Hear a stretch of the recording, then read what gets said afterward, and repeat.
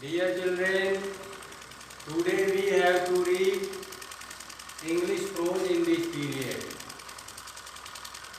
The first lesson is My Struggle for an Education, written by Booker T. Washington. प्यारे बच्चों, आज का पाठ है शिक्षा के लिए मेरा संघर्ष। इसके लेखक हैं बुकर टी वाशिंगटन।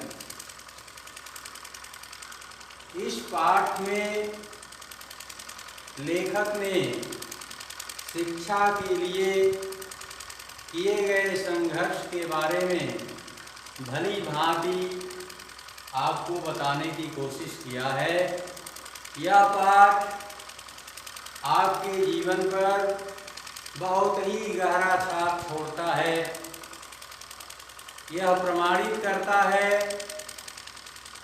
कि जहाँ इरादे मजबूत होते हैं वहाँ सफलता प्राप्त करने में किसी भी प्रकार का कोई संदेह नहीं होता।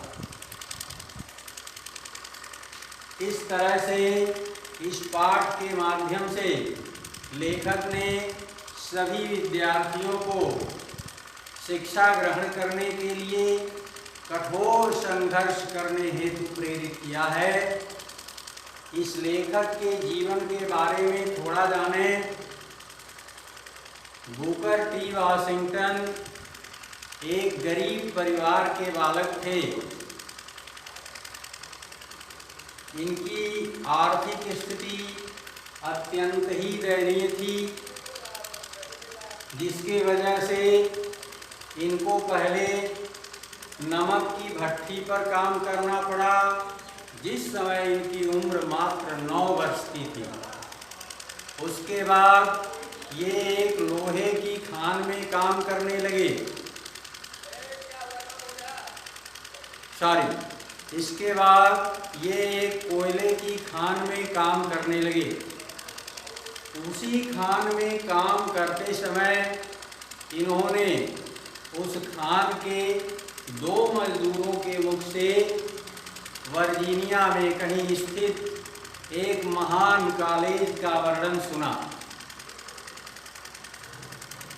उसको सुनकर के इन्होंने दृढ़ निश्चय कर लिया कि मुझे शिक्षा वहीं ग्रहण करनी है, क्योंकि इनकी आर्थिक स्थिति वहाँ शिक्षा ग्रहण करने को अलाउ नहीं करती थी।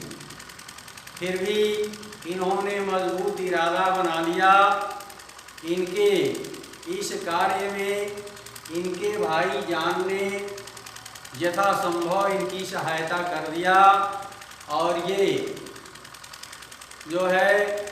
जो भी छोटी मोटी रकम थी उस रकम को लेकर के और कुछ कपड़े लेकर के अपने घर से हैम्पटन नॉर्मल एग्रीकल्चरल इंस्टीट्यूट के लिए प्रस्थान कर दिए। रास्ते में इन्होंने वाहन चालकों से किराया न लेने का आग्रह किया और पैदल चलते हुए कई दिनों पश्चात ये वर्जीनिया के रिचमंड नगर में पहुँचे, जहाँ से हैम्पटन नॉर्मल एग्रीकल्चरल इंस्टीट्यूट 82 मील दूर था। वहाँ पहुँचने के पश्चात इनके पास पैसे समाप्त हो चुके थे। इनको बहुत तेज भूख भी लगी हुई थी। वो शहर भी इनके लिए अपरिचित थी, इसलिए रहने का कोई ठिकाना भी नहीं था।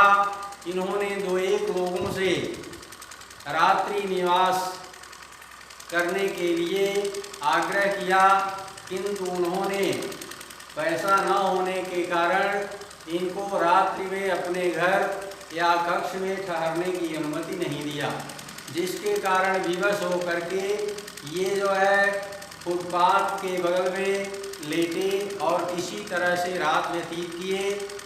उसके पश्चात जैसे ही सवेरा हुआ, इनको एक जलपोत दिखाई पड़ा, जिस पर से कच्चे लोहे उतारे जा रहे थे। ये तुरंत जलपोत के कप्तान के पास पहुँचे और उससे ये कच्चे लोहे उतारने की अनुमति प्राप्त किए। जब इन्हें अनुमति मिल गई, इन्होंने अधिक समय तक वहाँ काम किया और काम के बदले जो कुछ पैसे इनको मिले, उस पैसे से उस दिन इन्होंने जो भोजन किया, इनको ऐसा महसूस हुआ कि उससे बढ़िया भोजन या नाश्ता इन्होंने जीवन में उससे पहले कभी नहीं किया था। इस तरह जब काफ़ी दिन तक वहाँ काम कर लिए, इनके पास हैम्पटन पहुँचने के लिए जैसे ही पैसे हो गए, ये पुनः हैम्पटन के लिए प्रस्थान कर दिए। हैम्पटन पहुँचने के पश्चात ये जब उस कॉलेज की 3 मंजिली इमारत को देखे तो इनको ऐसा लगा कि इन्होंने वहाँ पहुँचने के लिए जो भी परिश्रम किया था, उस परिश्रम का पुरस्कार इन्हें मिल गया।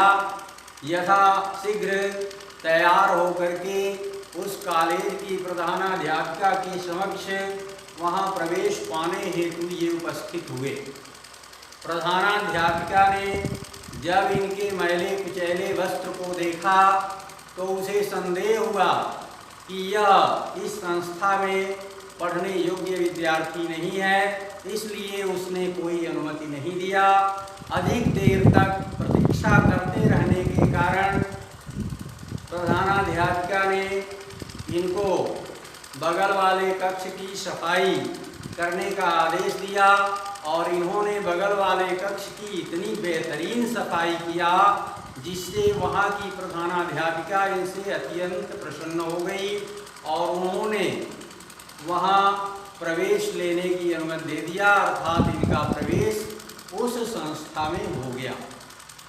लेखक के शब्दों में जैसे ही प्रधानाध्यापिका ने उनको वहाँ प्रवेश दे दिया, वैसे ही इनको ऐसा महसूस हुआ कि उस दिन उनके जैसा खुशहाल पूरे संसार में और कोई नहीं था। इस तरह से यह पाठ इस बात को प्रमाणित करता है कि कठिन परिश्रम से ही सफलता प्राप्त होती है, अर्थात कठिन परिश्रम ही सफलता की कुंजी है। अगर हम किसी भी कार्य को करने के लिए कठिन परिश्रम करते हैं, संघर्ष करते हैं, तो हमें उस कार्य में सफलता अवश्य मिलती है। अब आप लोग पाठ को देखें। फर्स्ट पैसेज है, One day while at work in the coal mine, I happened to overhear 2 miners talking about a great school for colored people somewhere in Virginia. लेखक कहता है कि एक दिन की बात है, कोयले की खान में काम करते समय गोपनीय ढंग से इसने वहाँ के 2 मजदूरों के मुख से हबशी जातियों के एक महान विद्यालय का वर्णन सुना जो कहीं वर्जीनिया में स्थित था। This was the first time that I had ever heard of anything about any kind of school or college that was more pretentious than the little colored school in our town. लेखक कहता है कि यह उसके जीवन का पहला अवसर था जब उसने किसी कॉलेज अथवा विद्यालय का ऐसा वर्णन सुना जो इसके गृह कस्बे के कॉलेज अथवा विद्यालय से अत्यधिक शानदार था, अत्यधिक विशेषताओं से युक्त था। अब आप लोग दूसरा पैसेज देखें। As they went on describing the school, it seemed to me that it must be the greatest place on earth. लेखक कहता है कि जिस तरह से वे मजदूर उस संस्था का वर्णन कर रहे थे, उस कॉलेज का वर्णन कर रहे थे, उसे सुन करके इसको ऐसा प्रतीत हुआ कि वह अवश्य ही संसार का सबसे महान स्थान होगा, इसमें कोई संदेह नहीं है। Not even heaven presented more attractions for me at that time than did the Hampton Normal and Agricultural Institute in Virginia, about which these men were talking. लेखक कहता है कि जिस प्रकार से वर्जीनिया में स्थित हैम्पटन नॉर्मल और एग्रीकल्चरल इंस्टीट्यूट का वर्णन वे मजदूर कर रहे थे, उसको सुन करके उसे ऐसा प्रतीत हुआ कि जो विशेषताएं वर्जीनिया के उस कॉलेज में विद्यमान हैं, वो विशेषताएं स्वर्ग में भी मौजूद नहीं होंगी।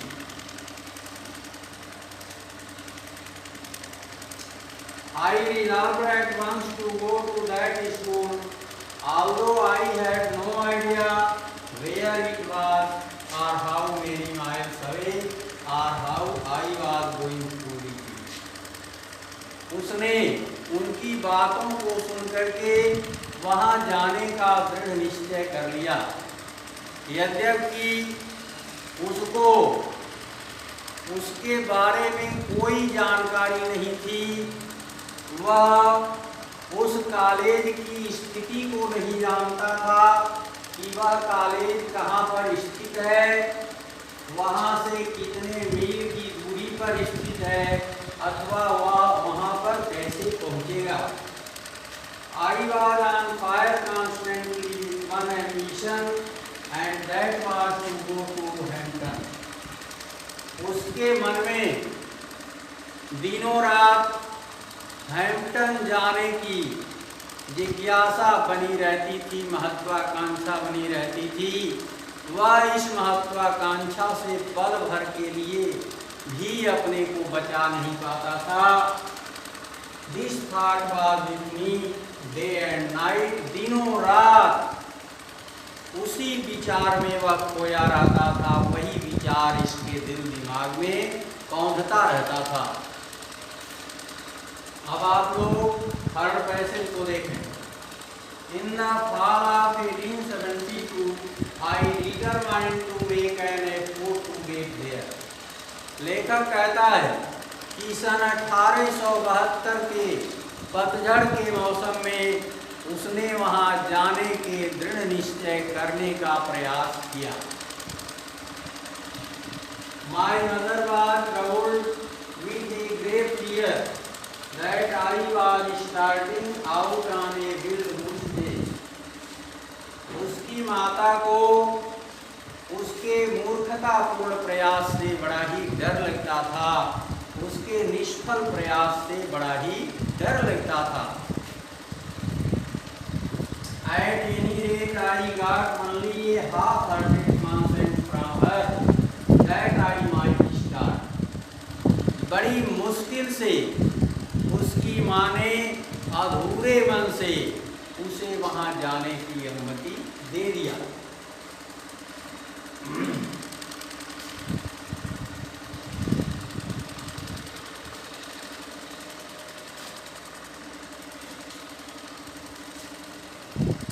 I had very little money with which to buy clothes and pay my traveling expenses. उसके पास यात्रा खर्च के लिए और कपड़े खरीदने के लिए बहुत कम ही रुपए पैसे थे। My brother John helped me all that he could. उसके भाई जान ने यथासंभव उसकी सहायता किया। But of course that was not a great deal. किंतु उसके भाई जान के द्वारा जो रुपए पैसे दिए गए उसे, वो रुपए पैसे उसकी आवश्यकता के लिए पर्याप्त नहीं थे। अब आप लोग चौथा पैसे देखें। Finally the great day came and I started for Hampton. लेखक कहता है कि अंत में वह महान दिन आ गया और वह हैम्पटन के लिए प्रस्थान कर दिया। I had only a small cheap satchel that contained the few articles of clothing I could get. लेखक कहता है कि उसके पास एक छोटा और सस्ता झोला था उसमें उसने अपने कुछ कपड़ों को रख लिया। My mother at the time was rather weak and broken in health. उस समय उसकी माँ की हालत बड़ी ही खराब थी, वह बेहद कमज़ोर हो गई थी और उनका स्वास्थ्य भी अच्छा नहीं था। I hardly expected to see her again. उसको हैम्पटन से शिक्षा ग्रहण करके लौटने के पश्चात उनसे पुनः मिलने की बड़ी कम ही आशा थी। Thus our parting was all the more sad. इस तरह से उनकी वह जुदाई और भी दुखद हो गई। She however was very brave for it all। यद्यपि उन्होंने उसके हैम्पटन के लिए रवाना होते समय बड़े ही अदम्य साहस का परिचय दिया, अपनी बड़ी ही बहादुरी का परिचय दिया और उन्होंने उसको विदा किया। तो प्यारे बच्चों, आज का पाठ यहीं तक सीमित है।